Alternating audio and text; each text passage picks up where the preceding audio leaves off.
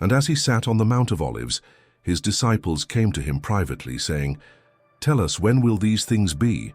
And what will be the sign of your coming and of the end of the world?" And Jesus answering said unto them, "Beware lest any man deceive you. For many will come in my name, saying, I am the Christ, and will deceive many. And you will hear of wars and rumors of wars. Look, don't be scared, because it all needs to happen.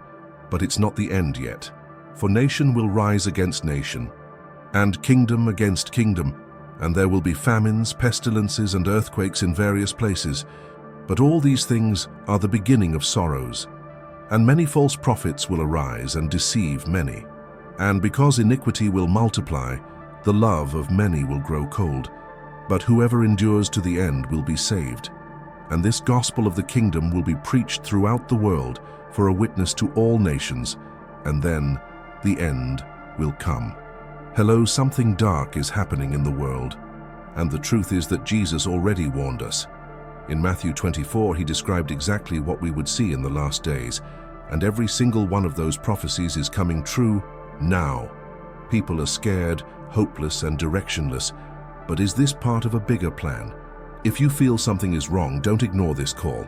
In this video, I will show you what the Bible really says about the last days and how to protect yourself from what is to come. What Jesus said was terrifying, but it also gave us a way out. Watch until the end and find out. If this message made sense to you, be sure to participate. Comment below, "I believe," to show that you are paying attention to the signs and that you will not be caught off guard. Your opinion matters, and sharing your thoughts can help others understand what's going on. If you are not yet subscribed to the channel, take the opportunity to subscribe and activate notifications. This way, you won't miss any alerts about the prophecies that are being fulfilled before our eyes. Leave your like. This helps spread this message to more people who need to hear this truth. And if you know someone who might need this word, share this video. Time is ticking, and it is important that everyone is prepared. Now let's get to the video. Since the beginning of humanity, war has always been part of history. Empires rose and fell, kings fought for land and power, and entire nations were destroyed by battles that seemed to never end. But Jesus warned us about something different. He wasn't just talking about ordinary wars, the ones that have always existed. He spoke of a time when wars and conflicts would not just be about territory or riches, but would be part of something much bigger, a clear sign that the end would be near. Jesus said in Matthew 24 that we would hear of wars and rumors of wars, that nations would rise against nations and kingdoms against kingdoms. But he also warned us, "Do not be frightened, for these things must happen, but it will not be the end yet." This means that these conflicts are just the start of something much bigger. Now look around you. What is happening in the world? Every day, new tensions arise between powerful countries. At any moment, a new war could break out, throwing the world into even greater chaos. People are afraid. Governments try to hide what is really happening, and no one knows exactly what to expect. And if that wasn't enough, there's something even more worrying. Israel, the Bible, shows us that this small nation has always been at the center of prophecies about the end of times. In many passages, we see that the great final events revolve around this people and this land. And now, with the recent attacks and conflicts involving Israel, many people believe that we may be seeing the beginning of the fulfillment of a very ancient prophecy known as Daniel's 70th week. This prophecy, written thousands of years ago, talks about a period of 7 years that will mark the final stretch of human history as we know it. And according to this biblical view, before this time began, Israel would face a time of great tension and conflict. This makes many wonder, are we seeing this prophecy being fulfilled now? But that's not all. Jesus also mentioned that, along with wars, famine would come. Have you noticed how in recent years food prices have increased absurdly? How in some parts of the world are people already struggling to get food? In ancient times, hunger was something localized, restricted to some regions, but now we are seeing something different, a global crisis which not only affects the poor, but even those who previously lived comfortably. What about earthquakes? How many times have you heard news about tremors destroying entire cities? It seems as if the earth is restless, as if something is about to happen. With each passing year, scientists record more frequent and more intense earthquakes. Many say this is just a natural cycle of the planet. But what if it's more than that? What if it is exactly what Jesus predicted? If all of these things are truly linked to end times prophecies, then that means we are much closer than we realize. And what comes next can be even scarier. Imagine a peaceful late afternoon in Jerusalem. The sun begins to set behind the mountains, dyeing the sky in golden and orange tones. Jesus and his disciples walk through Mount of Olives, a silent and sacred place from where you have a perfect view of the Temple of Jerusalem. The disciples cannot hide their admiration for the temple. They look at its immense stones and its imposing beauty and say, "Master, look at what a grandiose construction." But to everyone's surprise, Jesus responds with something no one expected. "Not one stone will be left upon another that will not be thrown down." Those words fall like thunder. The disciples look at each other, trying to understand what he meant. How will the temple be destroyed? The temple is the heart of the city, the center of the people's faith. If he falls, it can only mean one thing: the end is near. Intrigued and a little scared, they wait until Jesus sits down right there on the Mount of Olives. Then, unable to hold back their curiosity any longer, they ask the question that would change everything. "Lord, when will this happen? What will be the sign of your coming and the end of the age?" It is at this moment that Jesus begins one of the most impactful speeches in all of history, the prophetic sermon of Matthew 24. But what many don't realize is that this sermon doesn't just talk about one event. He reveals a much larger plan. Jesus divides humanity into three different groups: Jews, Gentiles, and the church. And each of these groups will play a crucial role in the events to come. But there's a problem. This sermon has been misunderstood for centuries. Many people mix up the prophecies without understanding that some are for Israel, others for people who are not Jews, and others are for those who follow Christ. And that's exactly why so many people get confused when talking about the end times. But there is something even deeper in this speech. Jesus doesn't just describe what will happen. He gives us stunning details about the tribulation, the great persecution, and the signs that precede his return. And when we begin to connect all of this with the events we see in the world today, a disturbing question arises.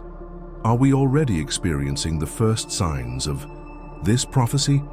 At that time, the temple in Jerusalem was the holiest place for the Jews, an immense building made of giant stones full of gold and impressive details. Anyone who saw him from afar was amazed. He was the heart of the city, the symbol of the faith and identity of the people. But one afternoon, while walking with his disciples, Jesus looked at that grand temple and said something that seemed impossible. "Not one stone will be left upon another that will not be thrown down." The disciples were shocked. Like this? How could something so solid, so imposing be destroyed? That sounded unthinkable, but Jesus wasn't just talking. He was prophesying. Years passed. Jerusalem continued, as always, full of life, with its priests in the temple, sacrifices taking place daily, and pilgrims coming from all over. For many, everything seemed normal. But then, the unthinkable happened. In the year 70 DC, the Roman Empire, the most powerful in the world at the time, surrounded Jerusalem. Troops marched through the city, besieging the people for months. Hunger took over. Desperate people fought for scraps of food. The chaos was total. And then came the final blow. The Roman soldiers invaded and set fire to the temple. The fire spread quickly, consuming everything. The flames were so intense that the gold melted, flowing through the cracks in the stones. And to recover this gold, the Romans did something unimaginable. They tore down stone by stone, completely dismantling the structure, exactly as Jesus had said. That prophecy, which seemed impossible, happened in the smallest details. But this event was not just a historical tragedy. He paved the way for something even greater. Because, according to the prophecies, the temple will need to exist again before the Great Tribulation. And today, after centuries, something surprising is happening. There are movements and plans to rebuild the Third Temple. But what does this mean? Are we getting closer to the final events? Imagine waking up one day and realizing that the world is no longer the same. The news shows chaos everywhere. Wars break out between nations. Powerful leaders make threats. and the feeling of insecurity grows every day. It seems like everything is falling apart and no one knows what will happen tomorrow, but this shouldn't come as a surprise. Jesus has already warned us about this time. One afternoon on the Mount of Olives, his disciples asked, "Lord, how will we know the end is near?" And Jesus responded with a powerful warning, "Take heed that no one deceives you. Many will come in my name saying, 'I am the Christ,' and they will deceive many." This means that in the last days, there would be false Christs, people who would deceive crowds by claiming to have the truth, promising peace and solutions to the world's problems. But in reality, they would be wolves disguised as sheep. And it doesn't stop there. Jesus also said, "You will hear of wars and rumors of wars. But do not be alarmed, for these things must happen. It is not the end yet. Wars have always existed, but he was talking about something bigger, conflicts that would increase in scale, that would spread across the entire earth, leading humanity to a state of constant fear. More and more nations would rise up against each other, setting the stage for an unprecedented global conflict. If we look at the world today, what do we see? Nations armed to the teeth, tensions rising, alliances being broken. Some say we are on the brink of something far greater than any war ever seen before. But there is a detail that makes everything even more worrying. Jesus didn't just talk about wars and deceit. He mentioned another sign that would happen at the same time, and this sign might be even more dangerous than all the others combined. Lately, it seems like the earth is restless. The climate has changed unpredictably. Storms and hurricanes emerge with a force we've never seen before, gigantic. Fires devastate forests, and what were once rare phenomena now happen with frightening frequency. But there is something even more worrying. Millions of people starve, unknown plagues emerge, and the ground shakes in places where there have never been earthquakes before. It seems like everything around us is giving warning signals, but the question is, are these just natural changes? Or is something much bigger happening before our eyes? Jesus warned us about this time. He said that in the last few days, famines, pestilences, and earthquakes would increase globally and intensely. But what makes this prophecy even more shocking is that he compared these events to labor pains. If you've ever seen a woman about to give birth, you know that at first the contractions are light and spaced out. But as time passes, they become stronger, more frequent, and more unbearable until, finally, birth happens. Now think about what we are seeing in the world. Earthquakes that used to happen. Every 10 or 20 years now occur one after another, destroying entire cities. Diseases appear suddenly, without cure, without explanation, as if they were warnings that humanity no longer has control over its own existence. Hunger, which many believed was being overcome, is growing again, reaching even countries that were once prosperous. This is not happening by chance. The Bible talks about a time of judgment on the earth, a time when God will allow all of this to happen as part of his plan, to alert humanity. In the book of Revelation, these events are described as part of the opening of the 7 seals, each bringing a new phase of suffering and revelation. The first stamp releases a world leader who arrives with promises of peace, but who in reality will bring deception and control. The second seal, it brings devastating wars, a time of conflict that will divide nations and peoples. The third seal brings global famine, the collapse of economic systems, where the basics will become inaccessible to most people. The fourth seal releases disease and plague, a wave of death that will sweep the earth. Each of these seals marks a moment when the world will go through something irreversible. But all this is just the start, because the Bible tells us that when these events begin to be fulfilled, another sign will appear, an event so grand and terrifying that it will make all of humanity realize that they have entered a time that has no return. Imagine a time when believing in God will be dangerous, a time where people who once walked side by side will betray each other, where faith will be brutally tested, and where fear will take over the entire world. Jesus warned that that time would come.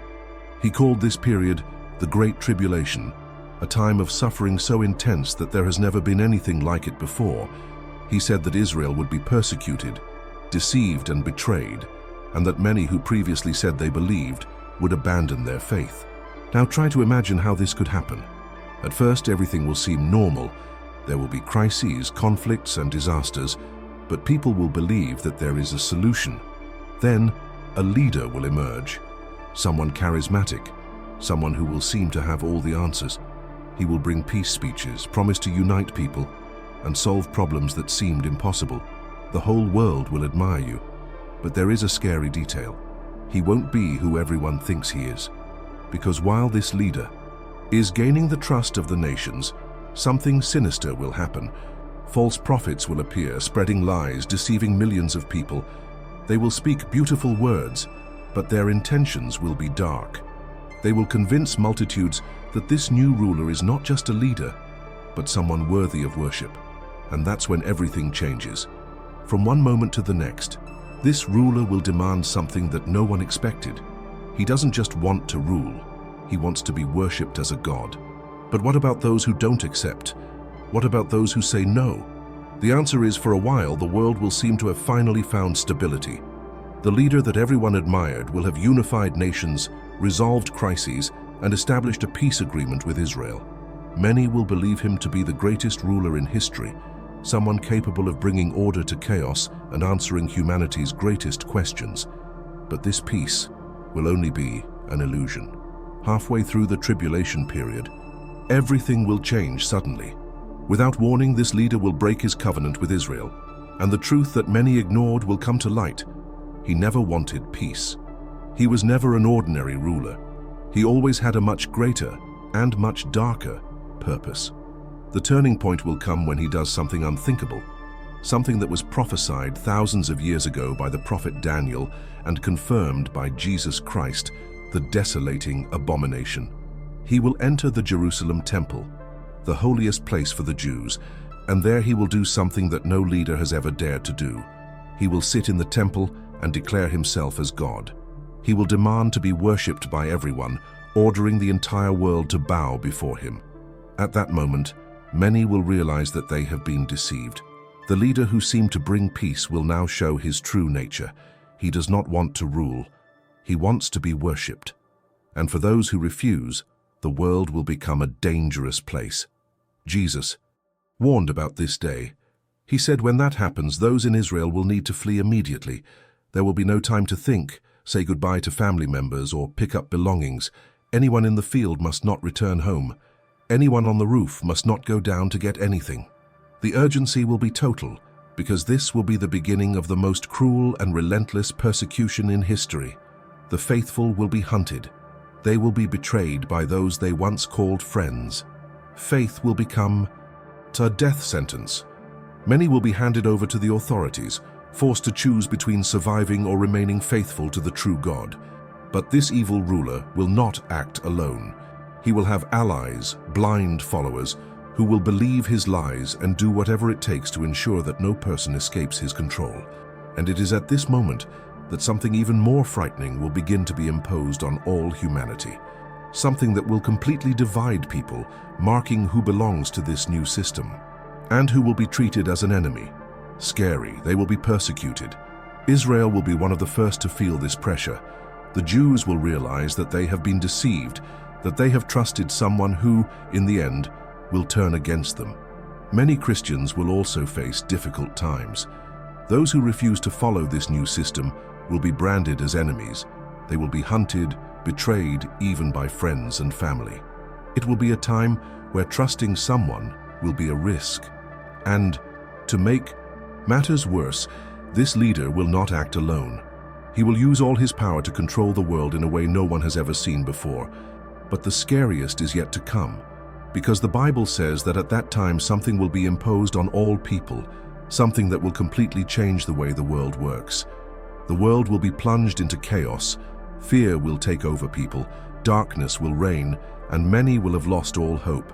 The ruler who promised peace will have revealed himself to be a cruel tyrant, and those who did not bow before him will be hunted down mercilessly. The land will be devastated, the cities destroyed, the sky covered with frightening signs. And then something will happen, something that no one can ignore. In the midst of darkness, a light will emerge, first as a small glow in the sky, then growing, illuminating everything around. People in every corner of the earth will look up, perplexed. Something great is coming, something that no human technology can explain. And then, the heavens will open. What comes next is something that has never happened before. Christ will return, not as a humble man walking the dusty streets of earth, not as someone rejected and crucified, but like a king, like the Lord of the universe. The Bible says he will come mounted on a white horse, surrounded by countless heavenly armies. Your face will shine like the sun. Your voice will be like the sound of many waters, and he will no longer come to suffer, but to reign and judge. Everyone will see it, all. The powerful in the world will try to hide. Those who mocked him, those who denied him, those who persecuted his followers will all realize they were wrong. But now it will be too late. He will gather his chosen ones, those who remained faithful, those who did not surrender to the evil system that dominated the world. They will be lifted out of pain and suffering, taken to reign with him. And then, something that has been prophesied thousands of years ago will begin. The millennial kingdom. For 1,000 years, Christ will rule the earth. There will be no more wars, there will be no more injustice. The world will finally experience true peace. The nations will be restored. People will live in safety. Everything will be transformed. But this is not the end yet, because there is one last judgment that needs to happen, a moment that will decide the fate of every soul that has ever existed. Because after this kingdom of peace, there will come the last and definitive judgment.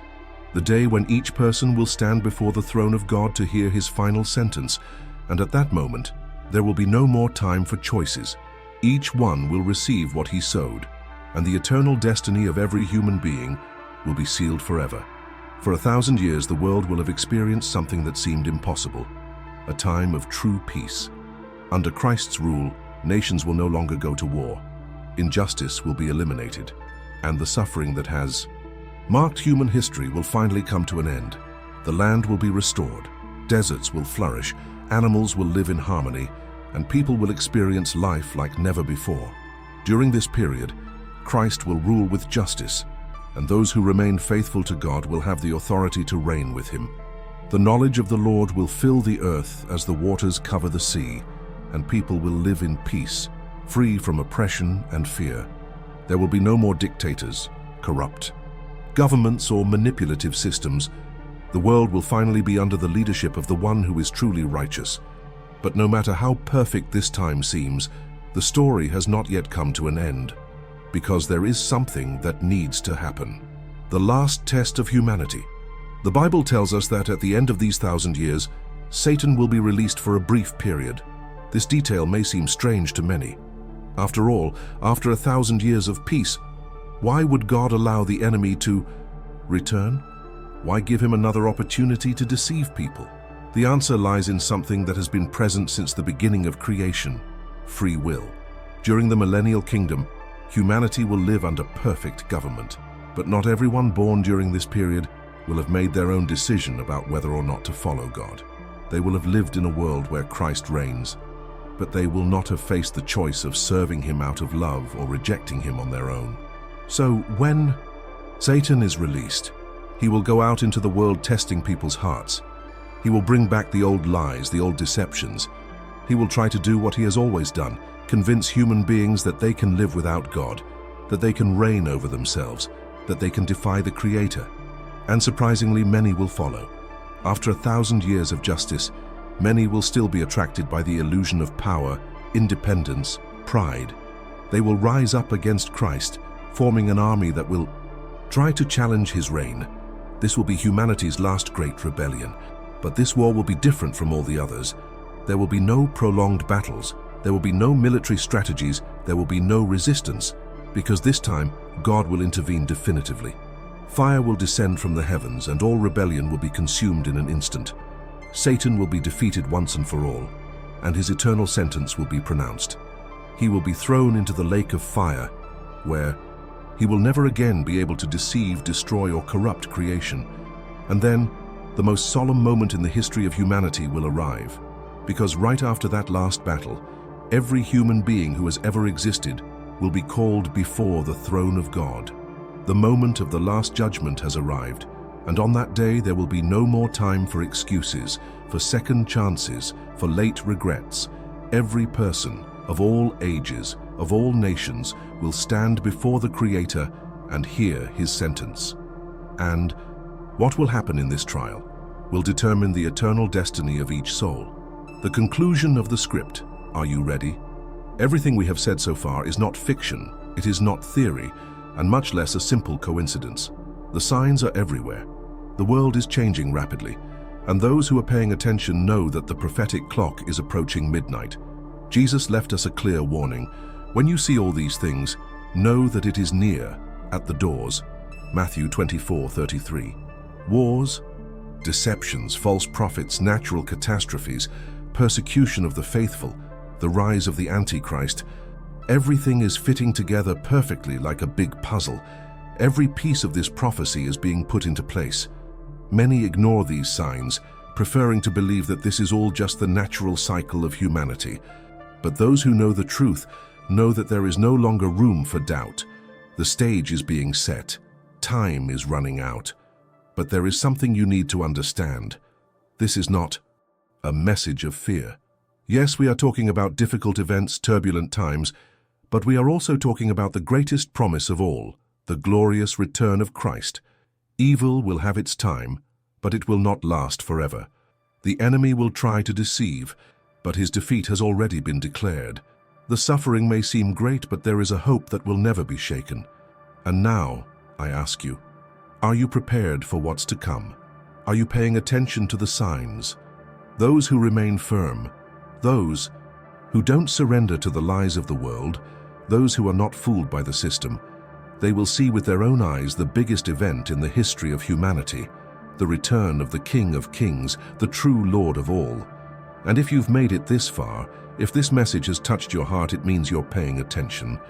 You feel something is happening. You know these signs cannot be ignored. So comment now. I'm tuned in to the signs. I want to see how many of you actually understand what's going on. Subscribe to the channel now and turn on notifications so you don't miss the next videos. We are living in prophetic times, and those who are unprepared may be caught by surprise. Here, we will continue to bring information, alerts, and revelations about what is happening in the world and what is yet to come. Now stay on the channel, watch the other videos, connect the dots, understand the complete scenario. Don't stop here, because each new piece of information could be the missing piece for you to see the truth. Time is running out, but those who are prepared will not be shaken. See you in the next video.